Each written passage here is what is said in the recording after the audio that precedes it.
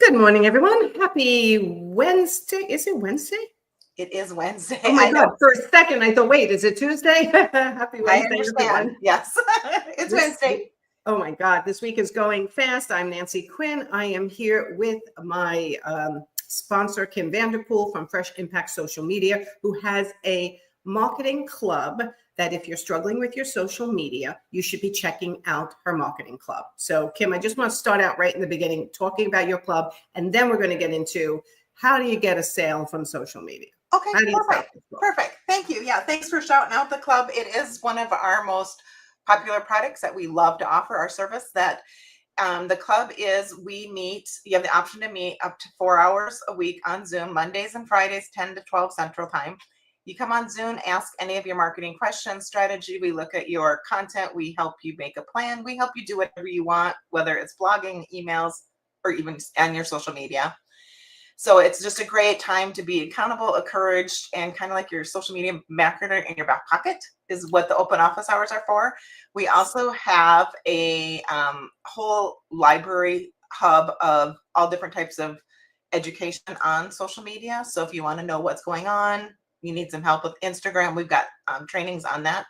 We do a micro learning every Friday right at 10 o'clock. It's about 10 or 15 minutes, and it's covers either the trends, or we show you how to make a reel, or we'll teach you how to write good captions. It's just a short bite-sized training so that you can learn how to do your marketing. And then they also have access to our scheduler so that they can get their content out and be consistent and schedule. And just tell them quickly that scheduler, because I think this is a huge benefit of your marketing club, that the scheduler schedules across all their platforms if they wanted to. Yes. All in Yep. one click of a button, basically. Correct. Yep, all in one click, and then you can customize it you can have one post and customize it per channel if you want, per platform. So you can optimize it for the Instagram or LinkedIn. And they also have AI built in. So if you're stuck writing captions, they do have AI, and you can now train the AI will pick up your brand. They've got it system. Oh, nice.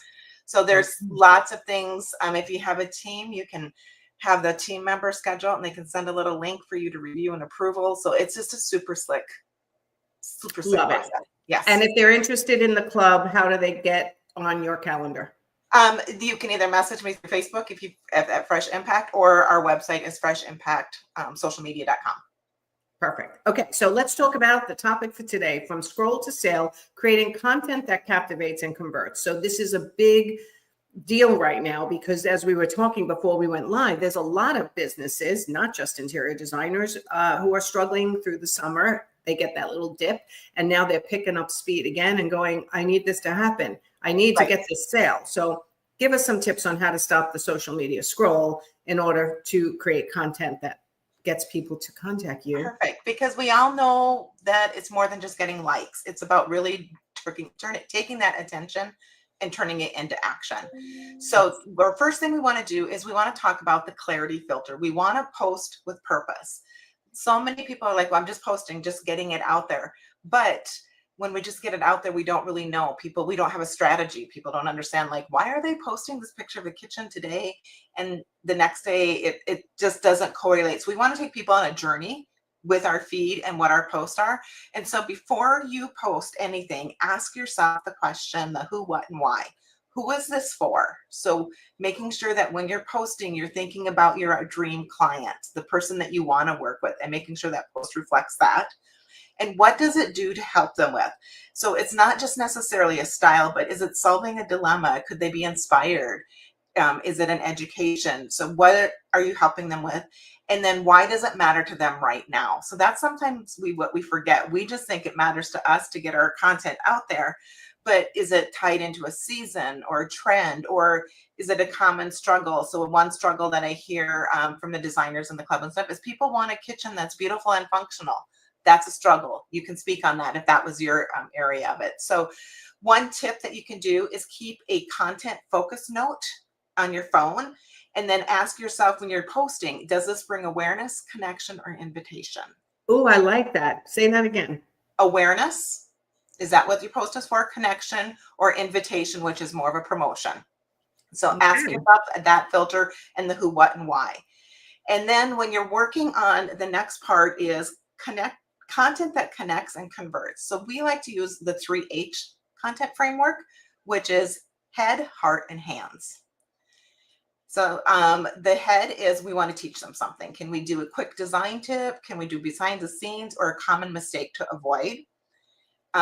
When sometimes the designers will say, well, I don't want to like give away too much information. I know. I hate when they say that. I mean, but if you taught me, there was a designer in the club and she was showing a mistake that she had come across.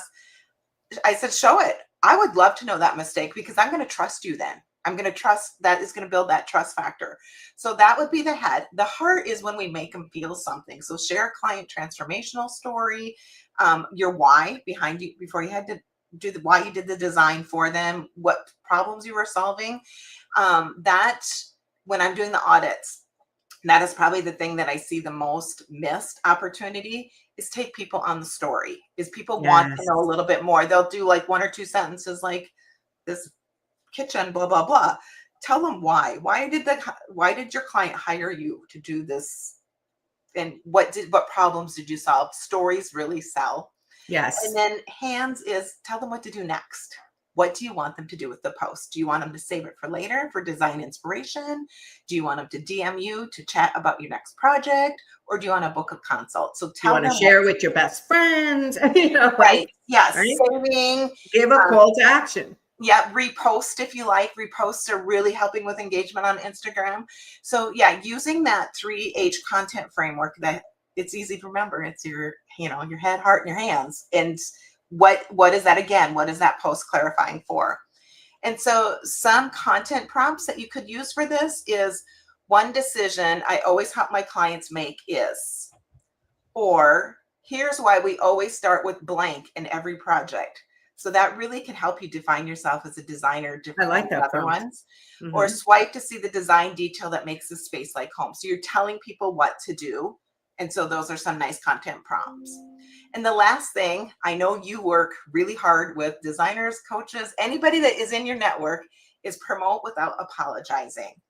So we're not selling, we're inviting people into a transformation. And that's something we don't do well. Most business owners don't, especially we get uncomfortable, but reminding ourselves that it's not about selling our services. We're helping inviting people into that transformation. I'm not selling social media services. I'm inviting business owners in on the transformation on how to make their marketing more simple so that they don't have to wear 10 hours of marketing hat every week. Right. So, so I want to say that again, because I think that's important. And that's where we have really started to try to turn, right? It's not when you come into one of my programs, it's not these is all the things that you get.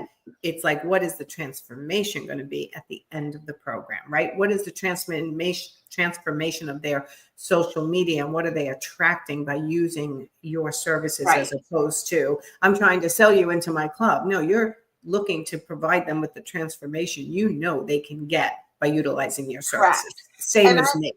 And I'm going to call myself out on it. We've been working on transforming our own social media and our own website because I did what a smart business owner is. I put my site into ChatGPT and I said, help me, what am I not getting here? And it says, you list all the points. You provide all what you're going to do for them. Like, you get this, this, and this, but you don't tell about the transformation. And it's like, oh, bingo.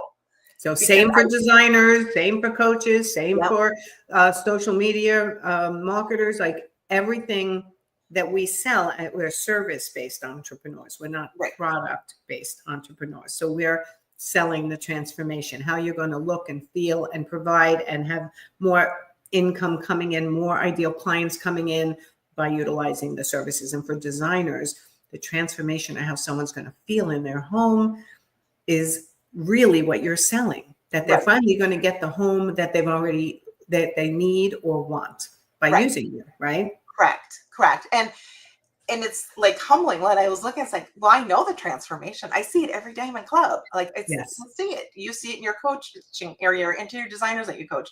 But it's like, no, I can give you a list of all the products, everything that's included. But so that making sure that we really think about is how am I showing that transformation?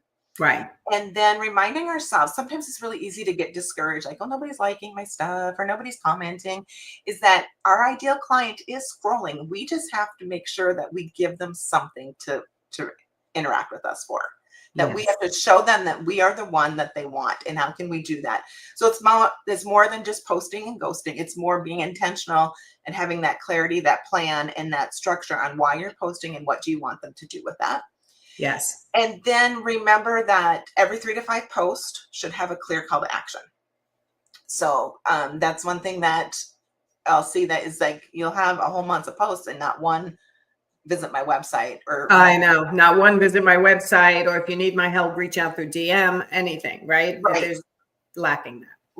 Right. And so in closing, we need to remember that we want to stop just chasing those trends. It's kind of like, I was talking to my daughter this morning about dieting, and she goes, Mom, she goes, I just listened to someone that was just perfect. It's like, we need to stop. Like, keto may work for you, vegetarian may work for this, but we're all different, and we just need to learn that what works for us. And that's the same with our marketing, is that what works for you to attract your ideal client. That if you're not a dancer, and like people say, well, should I be on TikTok? Is your ideal client on TikTok? Like, Right. that you have to ask yourself that. There's so many moving parts to marketing, right? And Mhm. we know that you try lots of different things, some stick, some don't. I was talking to my elite group yesterday, and I was like, let's go around the table and everyone give the one marketing idea that if you do it, and it could be this type of post, it could be networking, it could be anything, social media, or on or off of online. And every single person's like, every time I do this, it works. I'm like, so why aren't we still doing that? Right. Right. So, like you said, chasing trends, chasing shiny objects, hearing a podcast and going, well, that worked for that designer. Let me go implement that right now. While you just implemented 2 or 3 other marketing initiatives, don't jump yet. Right. Work them through, make those tweaks. I remember Russell Brunson, who's a big marketing guru, Funnel Hacker Live. It was a big marketing conference I went to 2 years in a row.